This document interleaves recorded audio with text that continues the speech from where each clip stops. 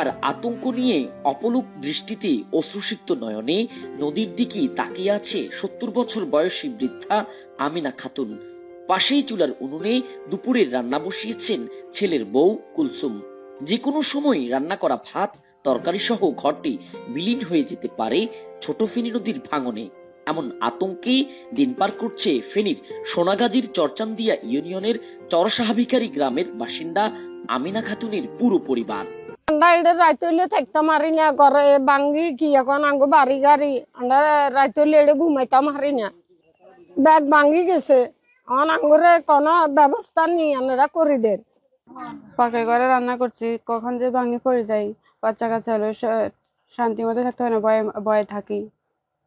আমাদের কিছু করেন আপনারা। রাত্রে তো ভয় করে, রাত্রে তো ঘুমাইতে পারি না ভয়ে। ২০২৪ সালের ভয়াবহ বন্যায় মুসাফুর ক্লোজার ভেঙে যাওয়ার পর ছোট ফেনী নদীর ভাঙনে আগেই বিলীন হয়েছে আমিনা ও তার সন্তানদের থাকার 4টি ঘর। এখন সর্বশেষ বসত ঘরটি নদীতে বিলীন হবার আক্ষেপ নিয়ে নদীর দিকে তাকিয়ে একটানা কান্না করছেন এই বৃদ্ধ মা। ত্রাণ নয়, মাথা গোজার শেষ সম্বলটুকু বাঁচাতে সরকারের দৃষ্টি আকর্ষণ করেন তিনি। বাথরুম হয়েছে, 3-4 ঘর হয়ে গেছে, আমরা কদ্দুরালে বসে রয়েছি, কোনো থাকবার ব্যবস্থা নাই। আমরা এটা অনুরোধ সরকারের কাছে, আমার অনুরোধ কানা থাকবার ব্যবস্থা যদি করি যে আমি থাকতে পারি, না থাকতে পারি না।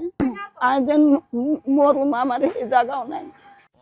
সরজমিনে গিয়ে দেখা যায় ফেনীতে বন্যা পরবর্তী 8 মাস অতিবাহিত হলেও সরকার মুসাফুর ক্লোজারটি নির্মাণের উদ্যোগ না নেওয়ায় ছোট ফেনী নদীর ভাঙনে বিলীন হয়ে গেছে সোনাগাজী উপজেলার চরমজদিসপুর, বগাদানা ও চরদরবেশ ইউনিয়নের শত শত একর ফসলি জমি, মসজিদ, মন্দির, ঘরবাড়ি। ইতিমধ্যেই কয়েকশো পাকা আধা পাকা রাস্তা নদী গর্ভে বিলীন হয়ে গেছে। এমন পরিস্থিতিতে ভয় আর আতঙ্ক নিয়ে প্রতিদিন নির্ঘুম রাত কাটে নদীর তীরবর্তী হাজারো বাসিন্দার। আমাদের পুনর্বাসন এই যে সরকারের কাছে দাবি হলো দোনোপান্তে বলক দেওয়া আর এই মাঝখান দিয়ে রেতি করে দেওয়া। এটা ভাঙ্গি গেলে আমরা যে কোনো জায়গায় মাথা গুজামু এটা জায়গা নাই। আর আসলে ওইখানে হয়তো নারকেল গাছ দেখা যাবে, এই নারকেল গাছের এই পাশে আছিল উত্তর পাশে। এখন রাস্তার কিনারে আছি। তো বাইকের ব্যাগ ভাঙ্গি সুইজার বুঝেনি, ব্যাগ ভাঙ্গি সুইজার হয়তো মসুদ করছে, মসুদও যাবে কোল আগে বুঝেনি। কত বাইকে জায়গা ব্যাগ গেছো, কত তুমি যারগো ব্যাগ গাছ গোসা সব যারগো। এদিকে ছোট ফেনী নদীর ভাঙনে আমিনার মতো ক্ষতিগ্রস্ত পরিবারগুলোর অধিকাংশই হতদরিদ্র। নিজেদের অর্থে ঘর মেরামত বা অন্যত্র জায়গা কিনে ঘর নির্মাণ তাদের পক্ষে সম্ভব নয়।